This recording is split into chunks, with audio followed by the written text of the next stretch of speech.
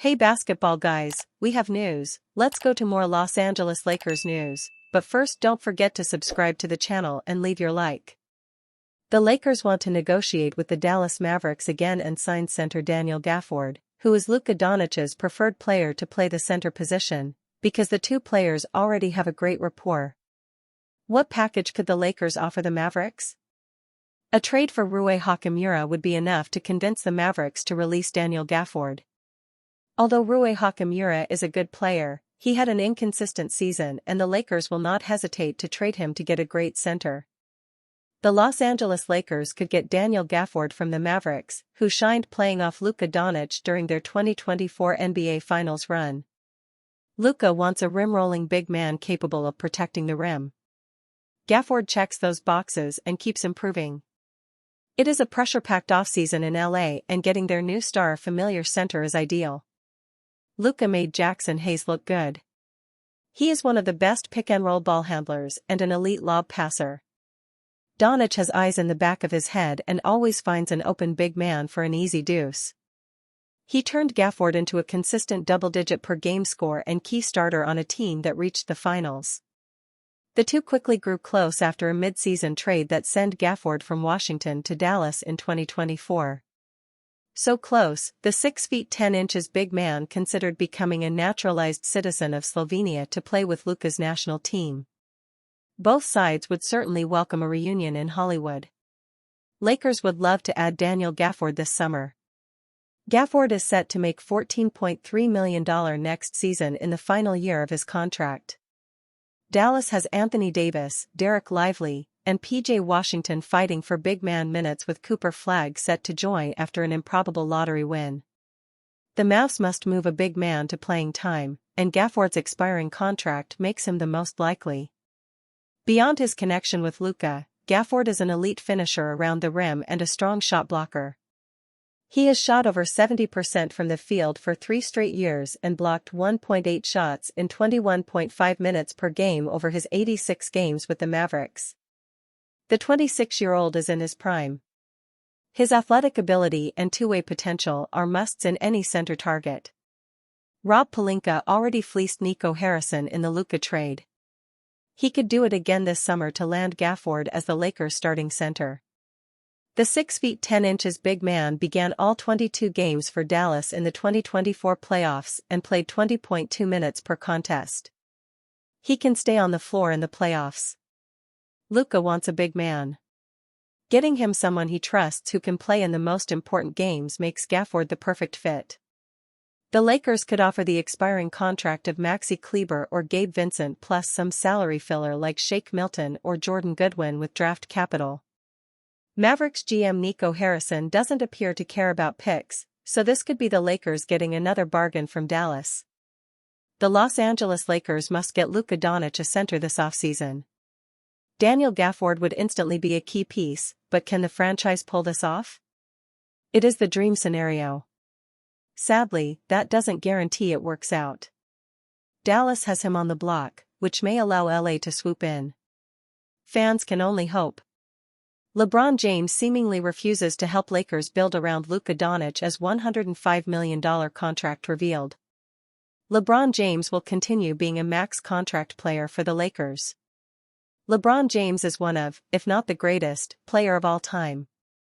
The 40-year-old star continues to defy age by playing at the highest level possible. However, for all his greatness, James is no longer at the level where he can carry a team to greatness on his own shoulders. Even with a legendary partner in Luka Doncic, James needs more solid teammates to put up a genuine championship fight. There has been some speculation about LeBron James' future with the Lakers. But a new report suggests he is staying with the Lakers. But it will cost the team the freedom to land new stars. LeBron James re-signing for $105 million. According to Zach Buckley of Bleacher Report, LeBron James knows what he is going to do this offseason. James has a $52.6 million player option for the following year. However, LeBron is likely to opt out of that player option and re-sign with the Lakers on a 2-year, $105 million deal, with a player option in the second year, to offer him more flexibility in 2026. He holds a $52.6 million player option for next season, and there could be some interest in simply picking it up. If he made clear this would be his last go-round, the Lakers could celebrate his every step on a season-long farewell tour, which would conveniently include an LA-based All-Star game. Maybe he's not interested in putting that much finality to it, though. Not with his son, Bryce James, potentially becoming draft eligible in 2026. LeBron lasting long enough to team up with Bronny James is incredible, but suiting up alongside both of his sons would certainly hold some appeal. Look for James to give himself a bit of wiggle room, then, by declining his option and re-signing with the Lakers on a 2-year, roughly $105 million deal with a player option on the second season. Lakers restricted by James' big contract. Given that the Lakers need to make changes to their roster to build around Luka Doncic, it is surprising that LeBron James refused to take a pay cut. James is at a point in his career where he makes more money with his off-court endorsements than his NBA salary. And he can afford to take a pay cut, even offering to take one for the Lakers last year to land Klay Thompson or a decent third option. With Doncic likely to sign a big contract extension as well, the Lakers are severely limited in the signings they can make to address their weaknesses. Especially considering James himself called the Lakers' current roster not good enough to win a championship. Add to this Austin Reaves likely being traded to avoid the Lakers losing him for nothing. James is putting the Lakers in a tough position. Lakers could move Austin Reaves for incredible trade return. The Los Angeles Lakers are coming off a quite disappointing end to their season, as it ended in the first round to the Minnesota Timberwolves. The Lakers were favored in the series, but as the games went on, it was abundantly clear that they were the inferior team. The Lakers now have a massive summer ahead of them, and while they have a ton of decisions to make, guard Austin Reaves will be at the forefront or close to it. Reaves is coming off a stellar fourth season in the NBA, one in which he established himself as one of the top 50 or maybe top 40 players in the league. While that is the case, many, including NBA podcaster Bill Simmons, believe Reaves will be traded this offseason. Not only does Simmons believe that, but he thinks the Lakers will get a better package in return compared to what the Dallas Mavericks received from the Lakers in the Luka Doncic trade. Simmons mentioned this on his podcast, the Bill Simmons Podcast. When Reaves gets traded this summer, and he will get traded, the stuff they, Lakers, get back for him is gonna make it seem worse that they, Mavericks, didn't get him in the trade, Simmons said. Reaves has been the topic of discussion for some time now since the Lakers were eliminated from the playoffs.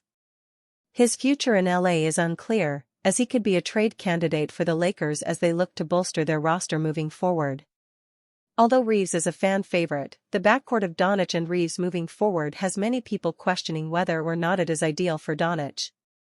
The two need the ball in their hands to reach their full potential, and with Doncic being the superior player, it's clear that the Lakers will cater to the international superstar rather than the former undrafted guard if things were to trend in that direction. The Lakers can offer Reaves a 4-year extension worth $89.2 million, a notable jump from his existing 4-year, $53 million deal. While the organization would be thrilled to keep him long-term, the prevailing belief is that Reaves will forego that extension and opt out after next season. Should he accept the extension, the Lakers would be responsible for as much as $42.5 million annually. Although Reaves has certainly shown flashes that suggest he's earned a payday, his underwhelming postseason performance may give the front office reason to hesitate. LeBron James receives new injury update amid retirement decision. LeBron James closed out his 22nd NBA season with mixed results in the Los Angeles Lakers' 4-1 first-round loss to the Minnesota Timberwolves. Throughout the series, James averaged 25.4 points, 9.0 rebounds, and 7.6 assists per game, his all-around production remaining strong even as the Lakers' supporting cast struggled to contain Minnesota's Twin Towers, Anthony Edwards, and Rudy Gobert. Late in Game 5, James suffered an injury to his left knee while contesting a drive by Donte DiVincenzo. He immediately grabbed his knee briefly, but shook off the pain to finish the contest with 22 points, 7 boards, and 6 assists in the 103-96 defeat. An MRI later confirmed a Grade 2 medial collateral ligament sprain, carrying a return-to-play timeline of 3 to 5 weeks. James carries this injury into an offseason filled with decisions. One of them being whether he wants to return for a 23rd season. During the recent episode of his Mind the Game podcast, James admitted he has not spoken to his family yet about his looming retirement decision. "I haven't had the conversation with the family yet as far as me going forward or whatever the case may be, but we'll see what happens," he admitted. Amid James' non-committal approach to his NBA future, Jovan Buha of The Athletic provided an update on the star forward's injury. "He'll still be working out and staying in shape while he is resting the knee," Buha revealed on his podcast. "Then once it's cleared, he will ramp up and get back to being LeBron. I don't think this is something that is going to linger into training camp, into the preseason, into next season. I think it is something that he will have a full offseason to recover from and be fine going into next year." Over his 22 seasons, James has maintained remarkable durability. He has adapted his training and usage to extend his career. Since 2018 he has limited back-to-back appearances and emphasized load management, allowing him to remain one of the Lakers' primary offensive engines even at age 40. In 2024-25 James appeared in 70 regular season games, posting averages of 24.4 points, 7.8 rebounds, and 8.2 assists on 51.3% shooting. His consistency anchored a Lakers squad that rebounded from a slow start to win 50 games and secure the West's number 3 seed. James holds a $52.6 million player option for 2025-26, with a decision due by June 29. Questions linger over whether he will return for a 23rd season, retire, or even take a pay cut to chase another title in LA. LeBron James' message to young basketball players. Throughout his NBA career, whether with the Cleveland Cavaliers, Miami Heat, or Los Angeles Lakers, LeBron James has pretty much always been the player to have the ball in his hands the majority of the time. And it is for good reason, as he is one of the most gifted playmakers the NBA has ever seen and is amazing at creating open looks for his teammates. This season, however, brought about a major change after the Lakers traded for Luka Doncic. James immediately recognized that a player of Doncic's caliber should have the ball in his hands primarily, and thus, he would switch to a more off-ball role for the first time in his career. Making that adjustment was not easy, but LeBron did so and the Lakers were better for it. And that evolution, and the knowledge that you can still make a major impact without being the main guy, is something James hopes other players realize, as he discussed on the latest episode of the Mind the Game podcast with Steve Nash. "And that's what I hope that a lot of people get from our conversations, watching me play. You don't have to be the leading scorer on the team, or you don't have to be the guy that's handling the ball all the time in order to make an impact. Or you can be that guy early on and then be able to have a growth mindset. It's okay to still be able to make an impact at a high level and change your game over the course of time. Just having that mindset that I am willing to do whatever. I am willing to grow and be uncomfortable in order for me to still be successful and be a thing on the team." With the pressure of being the primary creator off his shoulders, LeBron focused more on other things the Lakers needed, such as three-point shooting, defense, and rebounding. His increased effort in those other areas was noticeable, and for arguably the greatest basketball player to accept that set a tone for the rest of the team that everyone must be willing to do whatever is necessary to win. Obviously LeBron is in the latter stages of his career, which makes it a bit easier to accept a slightly lesser role, but he was still playing at an all-NBA level prior to the Doncic trade, so him still expecting to be the lead guy would have been understandable. But James values winning above all else, and whatever the Lakers needed he was going to give. Lakers LeBron James calls out Tyrese Halliburton haters. One player who epitomizes exactly what LeBron James is talking about is Indiana Pacers point guard Tyrese Halliburton, who just led his team to their second consecutive Eastern Conference Finals appearance.